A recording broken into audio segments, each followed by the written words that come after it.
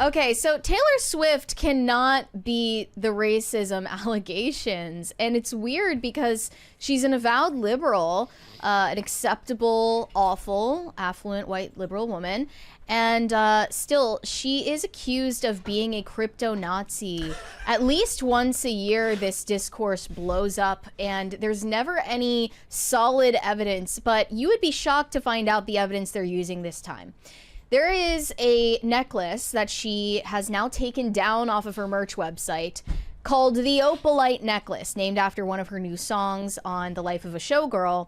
And as you can see, the design has these lightning bolts going down the chain of the necklace, Look, they're gonna have to which some think resembles the Nazi SS symbol. Are they going to cancel Harry Potter because he's got a lightning scar on his...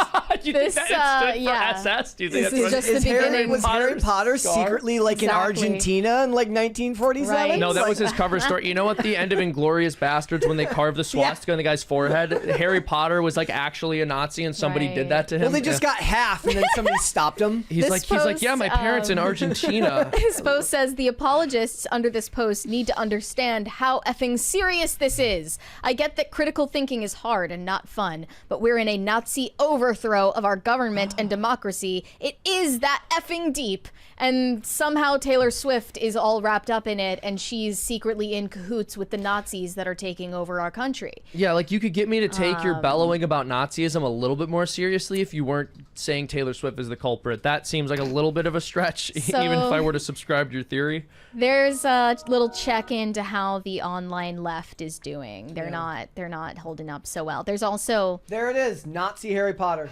Amazing. No way. They're Even like, there were signs that J.K. Rowling was a turf. Backwards. It's literally backwards. It is backwards. I agree, Mary. This think piece titled, "Yes, Taylor Swift is racist, just not the kind you think she is. Her liberal attachment to whiteness is actually scarier than if she were MAGA," says the author. What does that mean? What do they mean, her liberal attachment to whiteness? So here she sort of It's a contends PhD, with, so that's all you need to know. yeah, she's contending with the argument that The Life of a Showgirl is a magnum opus of white supremacy in Taylor Swift's discography. Why? She says, "I think that within the complexity is a more insidious and terrifying problem. Liberal white women's ignorance of their own whiteness. Is Taylor Swift racist? Yes. Is she actively, explicitly anti-black, a Trump supporter, pro-eugenics? I doubt it. What? But that's actually what worries me more. That there are so many liberal white women who move through the world never making connections between their whiteness and white supremacy." All right, so this just goes to show she's correct that by the left-wing definition, Taylor Swift is a white supremacist, because white supremacist just means any white person who excels at anything. Taylor Swift is doing very well, and she's white. Therefore, racism. I saw you quote tweet, Mary, that one that post that went very viral that was like, we need to go back to 2020 levels of wokeness. Yeah. Which is this, right? This which is is it. it's when There they are talk about still stragglers. how like lawn care is racist and being She was clean. on time to her show, which is white supremacy, I'm told. Right, oh my gosh. Right. So that this author is a straggler from 2020. She just didn't get the memo. Yeah, I bet you they feel like they missed out, Yeah. right? Like, and that was going on for years before 2020. Let's be fair; I was those born in the articles were wrong- being yeah. written in 2017. So these white liberal women include Taylor Swift and the majority of her fan base, according to the author. Taylor Swift is a white woman whose success relies on cultural narratives of the fragility and purity of white femininity while practicing zero interrogation into her own whiteness, and her fans run to her defense whenever this is criticized. And I did actually notice some of her new song lyrics getting picked apart and interpreted as racist dog whistles, aside from the necklace controversy. One of those lyrics comes from the song Opalite, where she sort of seems to reference Travis Kelce's ex-girlfriend. For context, Travis Kelce has long been, I think I'm allowed to say this on YouTube, he is a wigger. And he has long dated exclusively black women before Taylor Swift.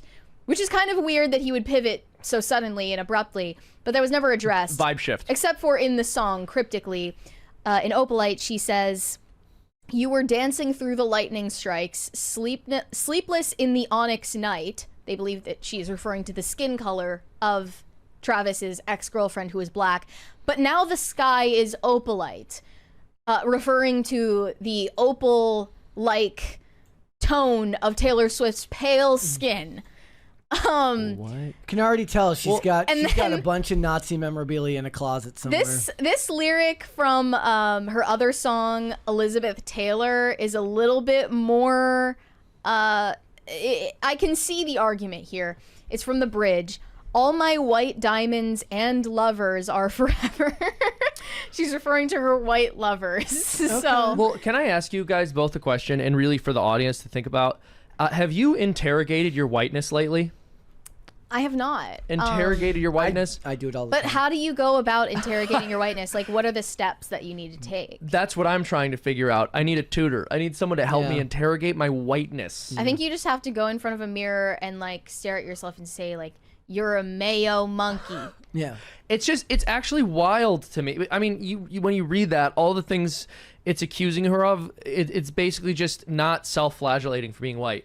It's Yeah. literally all it is. And Here's she's the- not like some conservative person, right? I'm actually the person that does at least entertain the idea. So whenever they race swap a character, I do sit there and think, I'm like, does it really matter?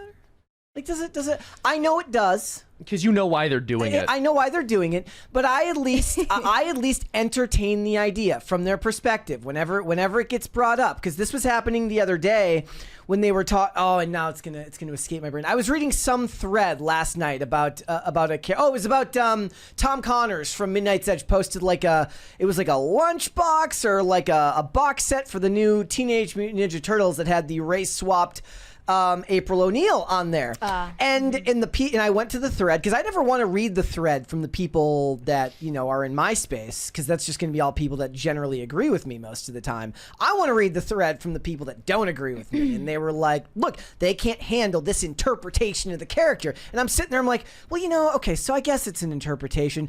I know that it's not what April looked like in the original comics. I know that's not how she was written. I know that Judith Hoag, who played April O'Neil in the first movie, is closer to what the actual interpretation would be. But I at least can look at it from their perspective when they're looking at these things. I know they won't give you the same courteousness if you were trying to do it going the other way, but I at least have the discussion with myself. The point being is that they use that as a weapon against you when you do that, because they want to use any insecurity you have on the matter as a way of getting you to capitulate to whatever they want to do, at least in one specific context. Yeah, I mean, I think you kind of hit the nail on the head where you mentioned you can't do the reverse. Part of the reason it makes sense to be frustrated about this kind of thing is because you know exactly why it's being done. It's to erase white people, because you could never do it in reverse. You could never take a black character and make them white. Well, that reminds me, I neglected to mention I was hoping for a ginger to be That'd the be great. recasting of Jesus. They needed ginger Yeah. Jesus in the new Passion sequel. But Seamus, are you a listener of any of Taylor Swift's music? Have you ever? Oh, huge Swiftie. Been a Yeah, fan? no, big fan of big old fan of old T Swift. No, I mean, Hey, I mean, I wouldn't judge. I haven't listened were. to much of her music. I guess I've heard some of it on the radio every now and again, so I don't have strong opinions about her lyrics, but I think if her songs were full of white supremacist dog whistles, I probably would have heard it by now. I feel like I'm terminally online enough that would have been mentioned somewhere by some credible source. Well, what do you make of the conservative commentary arguing that Taylor Swift is in her Tradwife era and she's made this whole album about becoming a Tradwife and like...